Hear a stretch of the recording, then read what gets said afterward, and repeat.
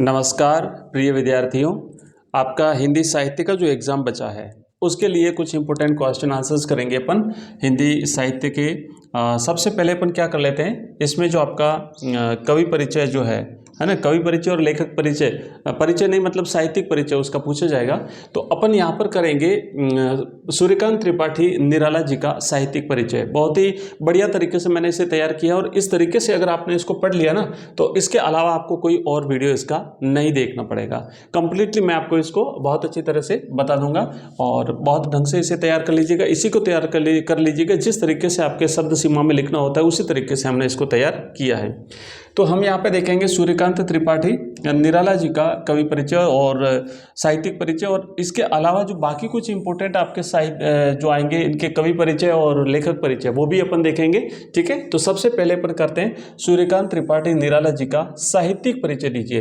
देखो, एक होता है जीवन परिचय, एक होता है साहित्यिक परिचय। तो जीवन परिचय और साहित्यिक परिचय अलग अलग होता है। ठीक है, जीवन परिचय अलग चीज होती है, वो आपको अभी इसमें नहीं है इसलिए नहीं लिखनी है। तो जीवन परिचय नहीं लिखे। जीवन परिचय में देखो क्या लिखा जाता है कि व्यक्ति का जिसका भी अपन लिखते हैं लेखक या कवि का, तो उसका जन्म, उसके जन्म वर्ष, उसके मृत्यु वर्ष, उसके परिवार के बारे में, उसके माता पिता पत्नी बच्चे और उनका स्थान, जन्म स्थान, कहाँ कहाँ पे रहे, ये सारी चीज़ें उसमें आती है। ठीक है, और बाकी जो साहित्यिक परिचय जो अपन लिखते हैं तो साहित्यिक परिचय में उनके साहित्य के बारे में लिखना है, उनकी रचनाएं, उनके रचनाओं की विशेषताएं, उनके हिंदी में हिंदी साहित्य में उनका योगदान, ये सारी चीज़ें साहित्यिक परिचय में लिखी जाती है। अगर उनको कोई पुरस्कार मिला है, उन्होंने किस पत्र पत्रिकाओं के लिए कार्य किया था और उनकी कुछ प्रसिद्ध रचनाएं, वो सारा आता है साहित्यिक परिचय में। तो अपने जो आपका हिंदी साहित्य है उसमें आपका साहित्यिक परिचय है, आपको जीवन परिचय अभी नहीं लिखना है, तो इसलिए अपन जीवन परिचय इसमें नहीं करेंगे।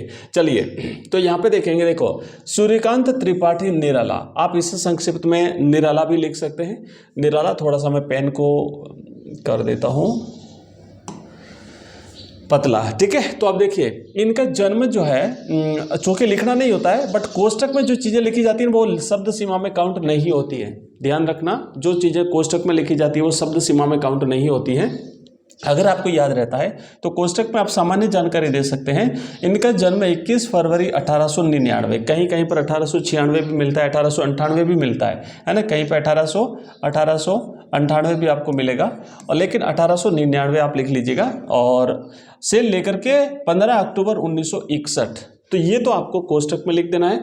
बाकी लिखेंगे निराला जो है हिंदी साहित्य में छायावादी युग के जो 4 स्तंभ थे उसमें से एक है। ठीक है ना, पंत क्या कहते हैं उसको, जयशंकर प्रसाद, पंत, निराला और महादेवी वर्मा, ये छायावाद के 4 स्तंभ माने जाते हैं। तो हिंदी साहित्य के छायावादी युग के 4 स्तंभों में से एक माने जाते हैं। और 4 स्तंभ कौन कौन से हैं, अगर आप लिखना चाहें तो लिख सकते हैं प्रसाद, पंत, महादेवी वर्मा और निराला। तो हमने लिखा जयशंकर प्रसाद, सुमित्रानंदन पंत, महादेवी वर्मा में से प्रमुख स्तंभ माने जाते हैं जो है वो निराला, सूर्यकांत त्रिपाठी निराला। इनके बचपन का नाम सूर्य कुमार था। निराला को मुक्त छंद का प्रवर्तक माना जाता है। ये बोर्ड परीक्षा में प्रश्न भी आया था कि निराला को किस छंद का प्रवर्तक माना जाता है, लास्ट ईयर आया था ये परीक्षा में प्रश्न। तो याद रखना, निराला को जो है ये मुक्त छंद का प्रवर्तक, हिंदी में मुक्त छंद का प्रवर्तक इनको माना जाता है। जैसे कि आपने देखा होगा हरिवंश राय बच्चन साहब को हिंदी में हालावाद का प्रवर्तक माना जाता है, तो इसी तरीके से इनको मुक्त छंद का प्रवर्तक माना जाता है। 1916 में इन्होंने मुक्त छंद में एक कविता लिखी थी, जूही की कली, है ना, जूही की कली इन्होंने लिखी थी, और इस जूही की कली से इनको बहुत प्रसिद्धि प्राप्त हुई थी। जो चीज़ें यहाँ पे बताई है बहुत इंपॉर्टेंट चीज़ें हैं, आप ये चीज़ें लिख के आइएगा, पूरे में से पूरे नंबर मिलेंगे। ठीक है, एक बार अपन समराइज भी करेंगे इसको कि क्या क्या चीज़ें आपको इंपॉर्टेंट इसमें लिखनी है। अब इनके पत्र पत्रिकाओं की बात करें तो इन्होंने समन्वय और मतवाला, इन 2 पत्र पत्रिकाओं का संपादन किया था। ठीक है, समन्वय और मतवाला का संपादन किया था। और आपकी प्रमुख रचनाएं जो है वो इस प्रकार है। अब हम इनकी रचनाओं की बात करेंगे, इनकी कविताओं की बात करेंगे, इनके उपन्यासों की बात करेंगे। ठीक है, इनके सारी चीज़ों की जो हम यहाँ पे कहानी संग्रह की बात करेंगे। तो सबसे पहले लेते हैं काव्य संग्रह। सबसे पहले इनका हम काव्य संग्रह लेते हैं। आपको अगर नहीं दिख रहा है तो मैं थोड़ा सा हट जाता हूँ। पहले देखो, इनका ऐसे लिखना है कि भाई काव्य काव्य संग्रह लिखेंगे, फिर उपन्यास लिखेंगे और फिर कहानी संग्रह लिखेंगे। तो मैं अब देखो यहाँ पे आगे बढ़ते हैं। सबसे पहले अपन देखेंगे इनके काव्य संग्रह। तो काव्य संग्रह में इनकी जो कविता है उसमें से एक है अनामिका है, परिमल, गीतिका, अनामिका द्वितीय।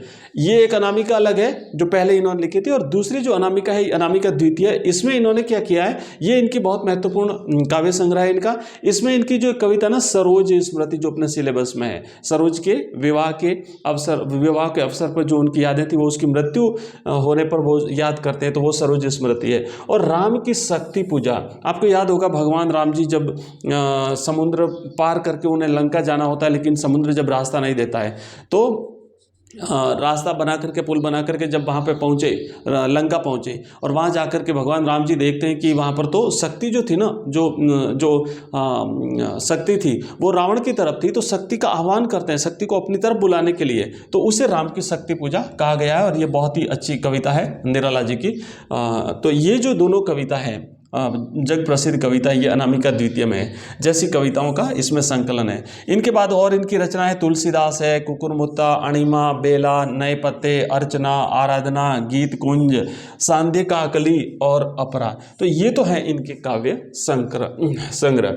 बात करते हैं इनके उपन्यासों की। तो उपन्यासों में इनका अलका, अप्सरा, अलका, प्रभावती, निरुपमा, कुल्ली भाट, कुल्ली भाट, बिल्लेसुर बकरिया, चोटी की पकड़, काले कारनामे, ये अपूर्ण है, पूरा नहीं हुआ है। और उसके बाद में फिर है चमेली, ये भी अपूर्ण है, और इंदुलेखा ये भी अपूर्ण है।